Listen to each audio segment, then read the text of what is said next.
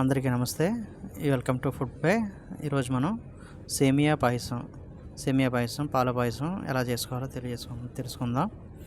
పాల పాయసం అయితే కనుక సూపర్గా ఉంటుంది. మన చుట్టాలు వచ్చినా కానీ ఫ్రెండ్స్ వచ్చినా కానీ అప్పటికప్పుడు చేసుకోవడానికి చాలా ఈజీ మెథడ్లో చెప్తున్నాను. సేమియా పాయసం సేమియాతో దానికి కావాల్సినవి పాలు. నేనైతే కనుక 3 లీటర్లు తీసుకున్నాను. 3 లీటర్ పాలు తీసుకుని ఒక గిన్నెలో వేడి చేసుకుందాం. గ్యాస్ ఆన్ చేసి వేడి చేసుకుందాం. దాంట్లో మనం ఎన్ని పాలు వేసామో అంతగా డబల్ వాటర్ వేయాలన్నమాట.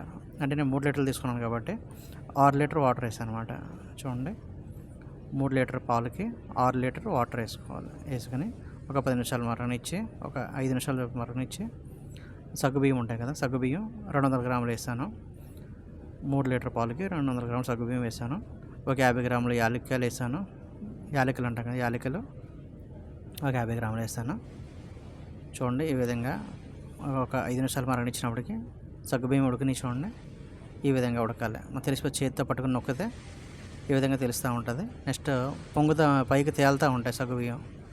తేలినప్పటికీ అప్పుడు సగ్గుబియ్యం ఉడికినట్లు లెక్కమాట. మనం అవన్నీ చూసుకోవాలి. సగ్గుబియ్యం ఉడికిన చూసుకొని మళ్ళీ ఒక 5 నిమిషాలు అలా మరగనిచ్చి ఇప్పుడు మనం పంచదార 3 లీటర్గా నాకైతే కేజీ పట్టింది. మీకు టేస్ట్ తగ్గట్టు మీకు ఎంత కావాలంటే అదంతా షుగర్ వేసుకోండి. నేను దగ్గర ఒక కేజీ పట్టింది షుగర్. కేజీ వేసుకున్నాను. వేసుకుని దాన్ని కూడా ఒకసారి బాగా తిప్పుకోవాలి. తిప్పుకొని ఒక 5 మినిట్స్ వరకు మళ్ళీ దాన్ని ఉడకనిస్తూ ఉండాలి. అప్పుడు పాలు, ఆ సగ్గుబియ్యం ఉడికినాయి. ఇప్పుడు మనం సేమియా ప్యాకెట్లు, నేను 3 ప్యాకెట్లు తీసుకున్నాను. ఓకేనా, అది పావు కిలో ప్యాకెట్లు 3 ప్యాకెట్లు తీసుకున్నాను నేను. 3 ప్యాకెట్లు కూడా దాంట్లో కొంచెం నలిపి దాన్ని చిన్న చిన్న ముక్కల కింద ఇరిసి దాంట్లో వేయాలి. అది వెరిసిల్లు కూడా అంటారు, వెరిమిసిల్లు అంటారు ఇంగ్లీష్లో. మామూలుగా అయితే మనం సేమియా అంటాం. ఇవన్నీ వేసి ఇది కూడా 10 నిమిషాలు బాగా ఉడకనిస్తూ ఉండాలి. చూడండి, సేమియా కూడా ఉడికింది. చూడండి, ఒకసారి చూసుకుంటూ ఉండాలి. సేమియా ఏ విధంగా కూడా చేత్తో అలా నొక్కితే కనుక మెత్తగా అవుతుంది. ఇప్పుడు సేమియా కూడా ఉడికిపోయింది. ఒక 90% ఉడికినప్పటికీ మనం ఒకసారి పాలు టేస్ట్ చూసుకోవాలి. షుగర్ టేస్ట్ సరిపోయిందా లేదా చూసుకోవాలి. నేను కొబ్బరి పాలు యాడ్ చేస్తాను. కొబ్బరి పాలు అయితే కనుక మరింత రుచి వస్తుంది అనమాట.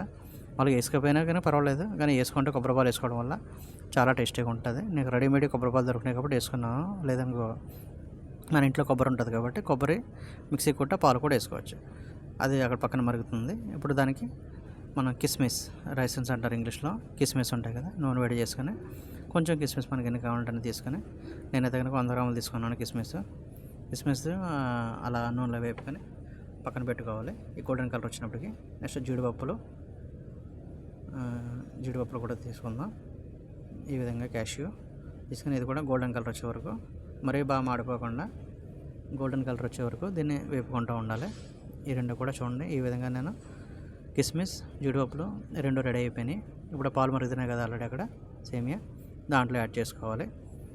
యాడ్ చేసుకుని గరిటతో తిప్పుకొని చూడండి, అంతే రెడీ అయిపోయింది. ఇదైతే రెడీ అయిపోయింది. మనం ఒకసారి షుగర్ అన్నీ చెక్ చేసుకొని టేస్ట్ సరిపోయిందా లేదా చెక్ చేసుకోవడం. అప్పుడు ఇవన్నీ మిక్స్ చేసుకొని ఒక 5 మినిట్స్ పాటు దీన్ని బాగా ఉడకనిచ్చామంటే కనుక రెడీ అయిపోయింది. దీంట్లో మనకు ఫ్లేవర్ కోసం కోకోనట్ స్లైస్ వేసుకుంటాం. చిన్న చిన్న ముక్కల కింద కట్ చేసుకుంటాం. లేదంటే వేసుకోపోయినా కూడా పర్వాలేదు. ఇది వేసుకుంటాం వల్ల పంటకి తినేటప్పుడు చాలా చాలా బాగుంటుంది అన్నమాట. కాబట్టి ఇది మీకు ఆప్షనల్. చూడండి, ఈ విధంగా రెడీ అయిపోయింది సేమియా అయితే కనుక. చూడండి, పైకి తీసి చూపిస్తాను కొంచెం. చూడండి, పాయసం అయితే కనుక రెడీ అయిపోయింది. ఇది చాలా సింపుల్గా అయిపోయింది. మన ఇంట్లో చేసుకుంటే ఇది ఎక్కువ కాబట్టి ఒక 5 నిమిషాలు టైం పట్టింది, తక్కువ అయితే ఈ విధంగా పడుతుంది.